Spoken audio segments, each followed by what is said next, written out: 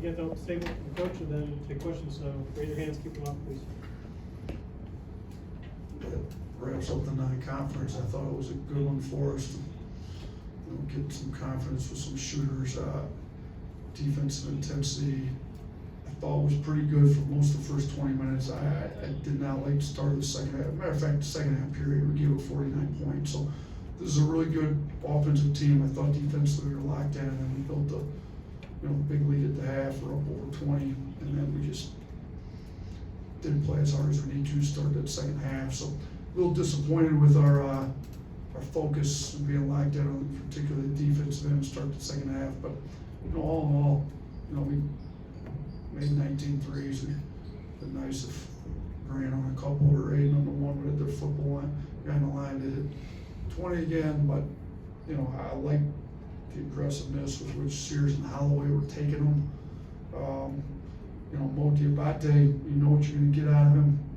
Gets 7 boards in 17 and a half minutes. So, we need some other guys to bring the effort that he brings, because, I thought particularly there in the second half when we needed some energy and some effort, he came in and gave it to us. So, Grant had a good start, really good start, almost double again with 17-8, and we had 3 guys over 20 points. So I thought the ball moved our backcourt between Sears, Barron, and Holloway. The ball was really moving. Those guys were really scoring it. So, and we did a great job with the turnovers, season low in turnovers. So, we've been stressing it. I think our guys did a much better job with that.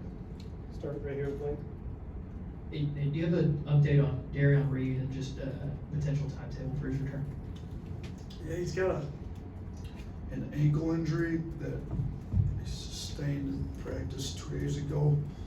It was a little bit of a flare-up from a summer injury, so we're hoping that clears up quickly and he can practice by middle of the week and be ready to go by Oklahoma, but we'll have to see how it comes. And then Houston Mallett just had an illness really since we got back after Christmas break, so hopefully whatever bug he's got gets over with quickly and he can get back in and start practicing this week too.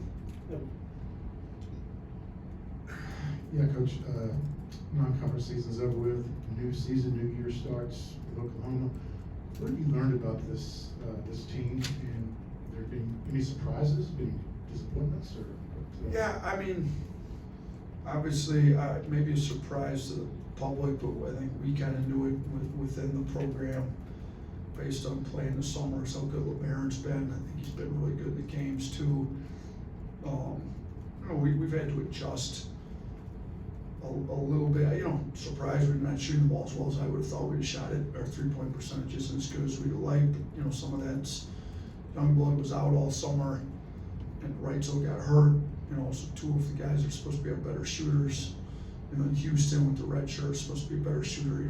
3 of those guys, Reitzel's out, Youngblood was out, Houston had been out for a while. So, between those 3 guys, we expect to have a little bit better shooting team. So, we've got to find out different ways to score the basketball when we're not shooting. Even today, we shot, we made 18 threes, but we only shot 34.5%. So it's not like we shot it great today.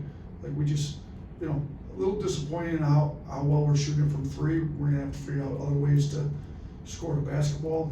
But, I think we've had some pleasant surprises. I think Barron's been good. We've kind of expected Darion. He's been dealing with a little bit of injuries, but we expect him to be pretty good. He's gotten better and better as it's going on. We're just, I don't want to say huge surprises, but we have learned, we're capable of playing with anybody in the country, but, if we're not going to shoot it particularly well, like it's been the case, we got to figure out the ways out. So we got to get to the boards better. We got to take care of it better, make sure we got it shot up. And then get to the offensive boards. Defensively, we got to have a little bit more intensity to turn people over and get some. Today we had 24 points off turnovers. We got to try to get a little bit more of that than maybe we've had. So we've learned a lot. Going down to Purdue, playing a tough road game. Even the North Dakota game was a tough road game. We got to get our kind of elite player package together. I think we got exposed on that a little bit up there. So. We've seen lots of different styles. Our post defense got exposed a little bit, particularly starting with the Purdue game. So, we got to be a little bit better with that and have different options going into that. So, different things we got exposed on that we've been able to start to work on. We just gotta keep working on it. Jack? I know your hand was kind of forced with Darion Houston being out, but what did you kind of learn about, your team with doing the 9-man rotation, and how did it help maybe some guys get into more of a rhythm offensively tonight? Yeah, I mean, I think it helped Holloway, he's able to play about 27 minutes, and it's a little easier to make 8 threes when you're able to get 19 up, and honestly, I thought he turned down a couple, he should have had over 20 attempts in my opinion, so, it probably helped him getting some rhythm. We still gotta get him better on defense. He's gotta be a better defender for us, but offensively, it's good to get him in some rhythm.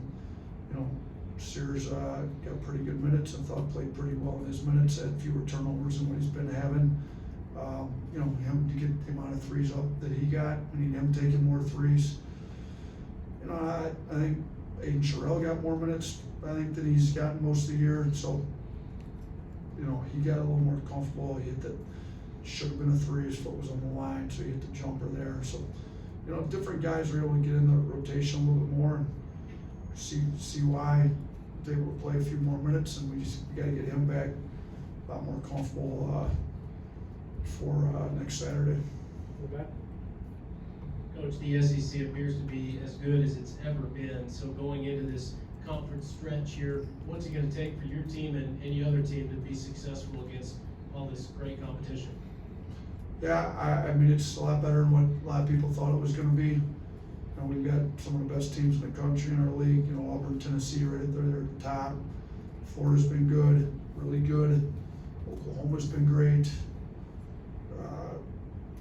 Kentucky's been markedly improved. Kind of Texas A&M's had really good wins. You kind of go down the list. I mean, I'm sure I'm missing plenty of the really good ones, but I think there's a lot that we need to be better at. There's a lot that we're gonna have to clean up to be competing for a championship in this league. But I do think we've tested ourselves against some of the better teams in the country. We've done pretty well at times. We know when we're playing at our best, we can play with anybody in the country. We just haven't been consistent over 40 minutes. We got to get there.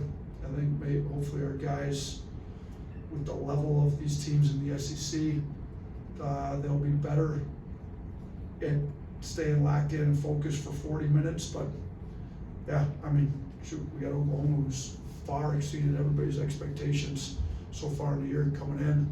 Start the thing out. This is not going to be an easy game. Their talent level is good. They got a really good coach. I mean, Porter's taking Loyola to the Final Four. Been really good with it. They're well coached with talent that plays hard. They're gonna be tough to beat. But if we're gonna have any kind of chance of trying to win the SEC, you got to take care of your home floor. So we've got a home game to start. We're gonna have to be ready to roll against Oklahoma here in 6 days. Anyone else? All right, I thank you. appreciate it. Happy New Year's. Happy New Year.